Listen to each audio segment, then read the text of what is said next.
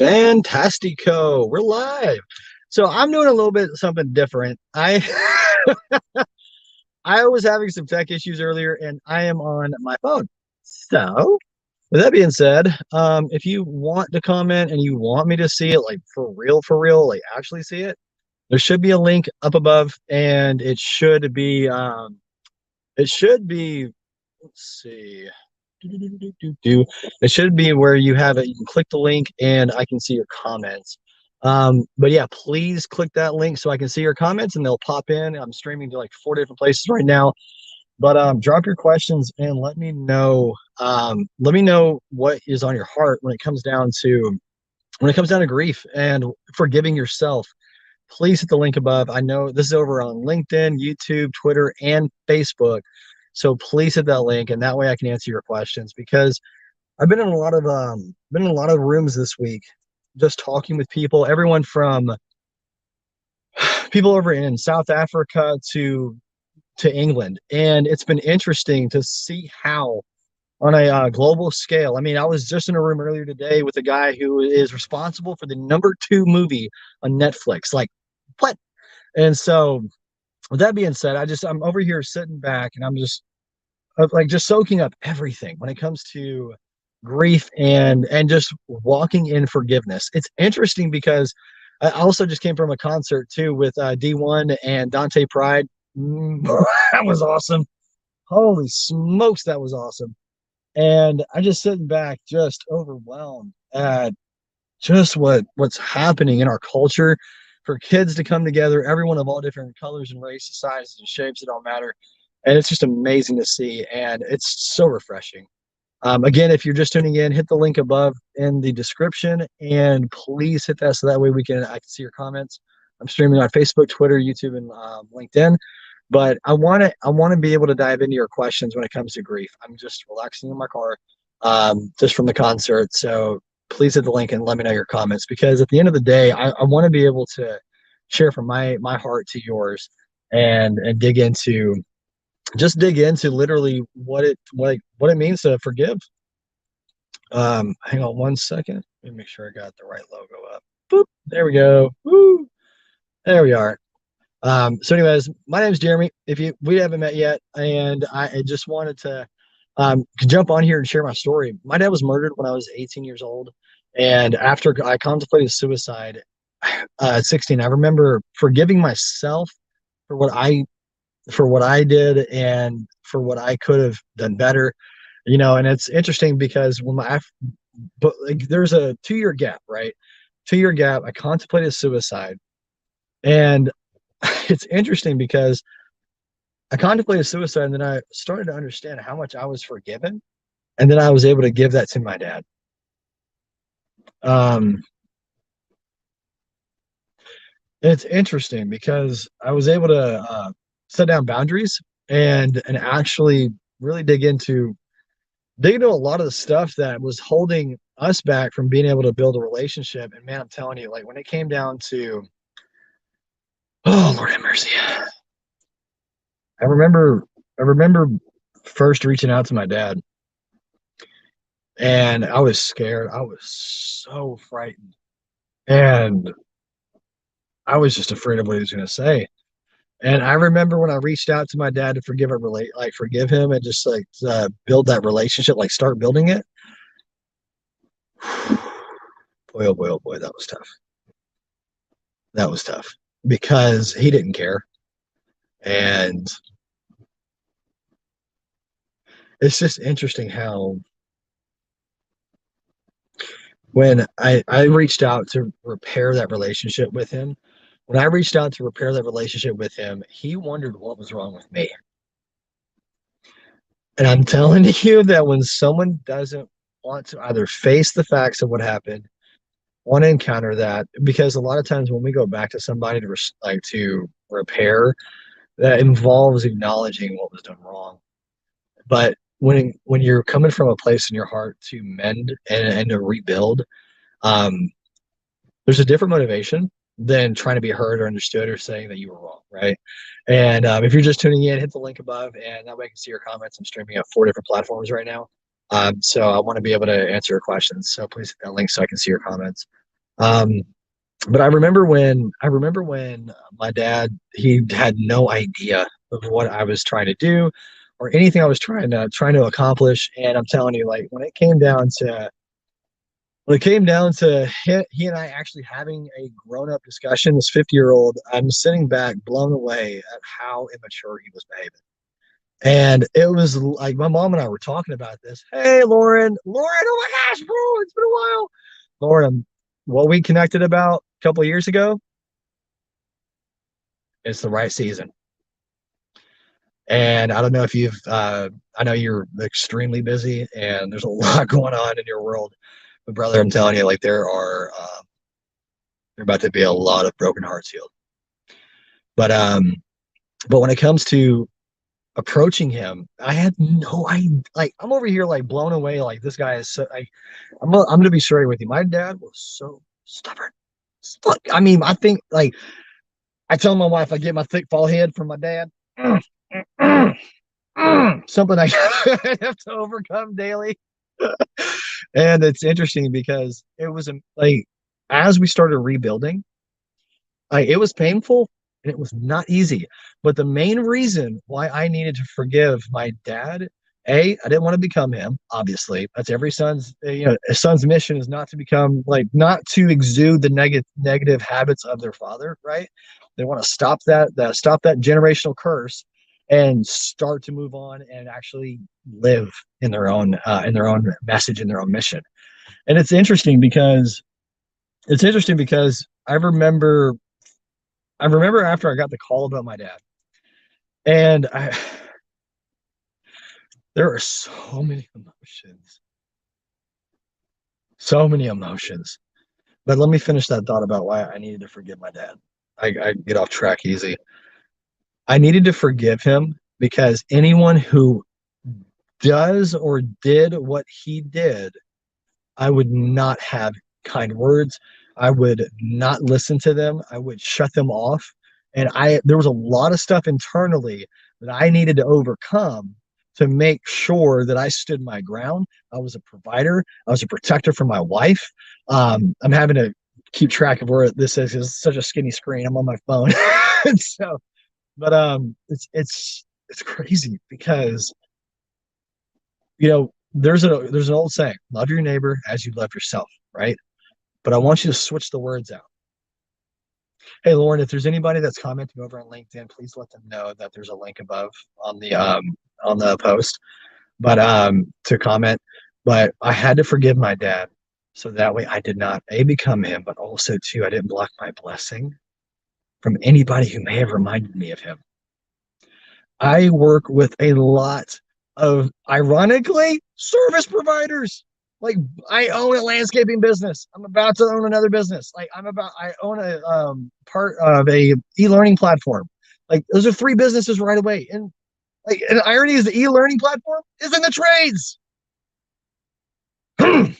Man, I'm telling you, like it blew me away as far as Warren. That's when you and I met because I was trying not to be my dad in that area.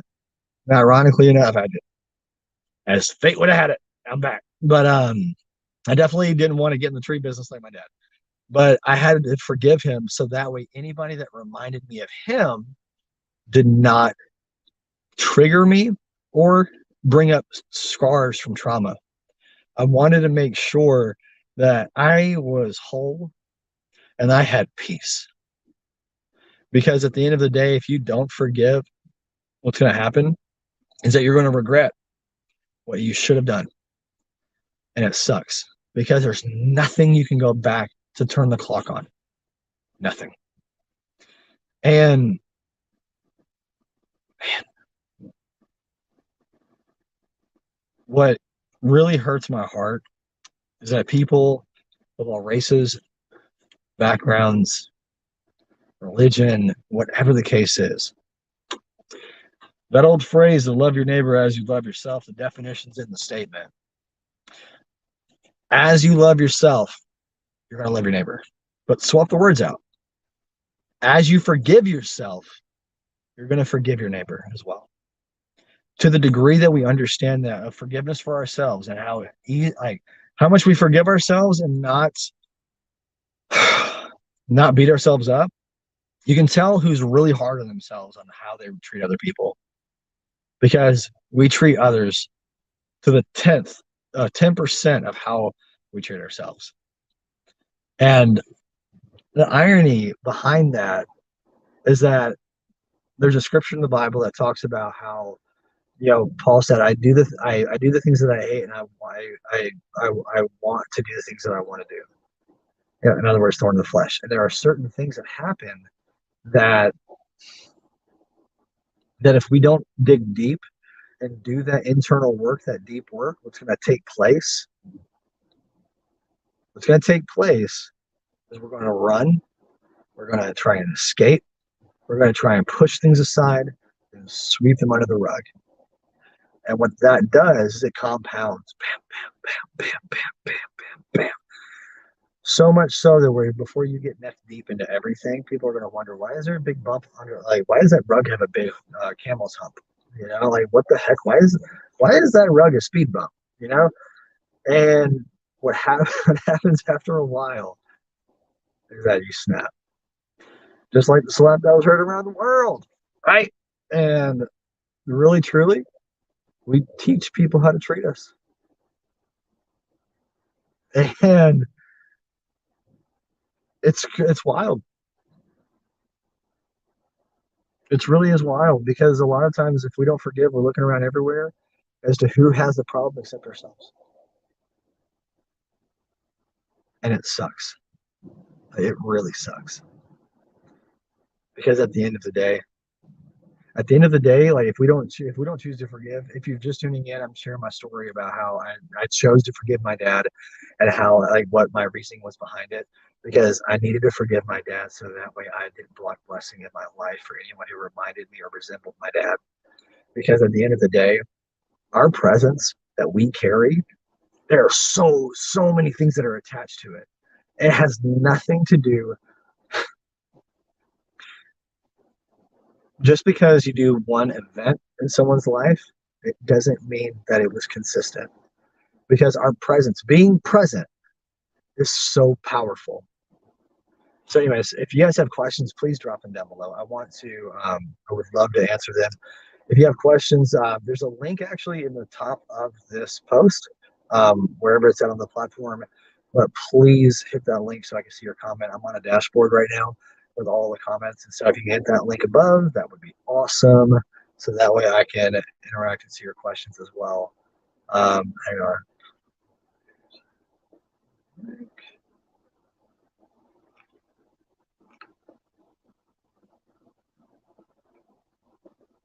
So I'm going to put this in the comments so that way people can see it. I have to keep repeating it.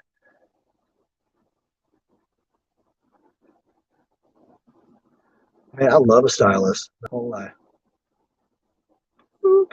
There we go. Wait, so does it go over on LinkedIn? Huh. Interesting. All right. But yeah, there's just a lot. There's a lot that goes into deciding to forgive.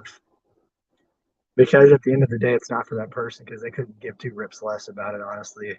Because if they would have cared, they would have came to you. Majority more times than not. And when you go back to them, sometimes too, I've gone back and apologized to people and asked for forgiveness myself to bridge that gap. But man, I'm telling you, like, there are two times when you apologize, when you're right and when you're wrong. You have to ask yourself, how important is that relationship to you? Because at the end of the day, with my dad, my dad needed somebody to believe in him. My dad needed somebody to step in the gap and show him exactly who he was supposed to be, who he was called to be as a man, as a father. There was a lot. It was weird because I felt like I was the parent in the situation to a degree. And I'm not saying that out of arrogance. Like, my mom and I were talking about that the other day. Oh man, because she came by last weekend actually just to hang out with my wife and I, and my heart's heavy because at the end of the day, no matter how old you are, there's always a reason to forgive, regardless of what people say, no matter what. No one is a lost cause. Like that's my message to you is that no one is a lost cause. If you think someone else is a lost cause, then so are you. Now there is such a thing as loving people from a distance with boundaries and on your terms, which is 100% okay. All right, for real. I had to do with my daddy, but but when it comes down to everything, I mean everything. When you're when you have a bad case of the shoulda, coulda, wouldas,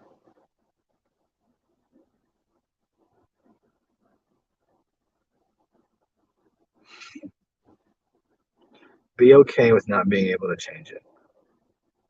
Be okay with not being able to go back and fix it.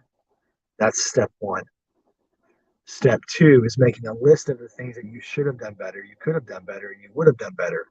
That's the painful part. Making a list of what you should have, could have, would have done after you lose somebody is the hardest part. But what on the other side of that is what you can do now. So I want to encourage you tonight that of course, yeah, it's Saturday night. Say this is a random, sporadic thing, so yeah, it's fine that I didn't have many viewers, but if one person heard this tonight, and one person catches this replay, it's worth it. Because at the end of the day, all I care about is being able to help people get free. That's fine. And I'm telling you, it's so important to forgive yourself and others because at the end of the day, just because you could have done something better, you should have done something better that you know you should have done. Nothing is stopping you from starting to do it right now with those around you.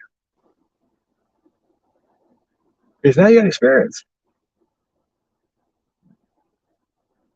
Don't beat yourself up. Just don't.